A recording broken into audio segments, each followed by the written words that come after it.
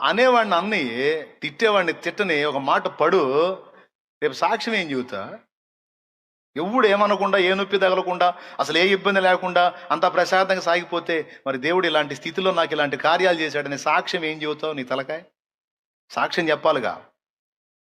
ఇప్పుడు నేనేం చెప్పేవాడిని ఏమి లేకపోతే, ఇప్పుడు ఉంది కాబట్టి, అనుభవించాను కాబట్టి సాక్ష్యం చెబుతాను. లేకపోతే ఇక నా తలకాయ చెప్పాలి, నేనేం చెప్పాలిగా?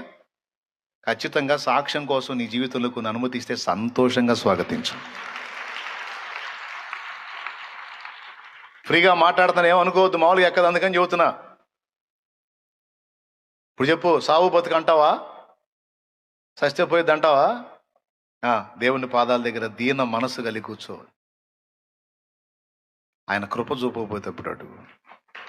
నిర్ణయ కాలం ముందు తప్పనిసరిగా నా తండ్రి నీ పక్షాన కదులుతాడు. మనుషులు మనల్ని మోసం చేస్తారు, డౌట్ లేదు. మనుషులు మనల్ని ఖచ్చితంగా మోసం చేయొచ్చు, చేస్తారు, మానవ నైజం అది. కానీ ఆయన మోసం చేయటం. మనుషులు నమ్ముకుంటే సిగ్గుపరుస్తారు, డౌట్ లేదు. కానీ ఆయన సిగ్గుపరచడు.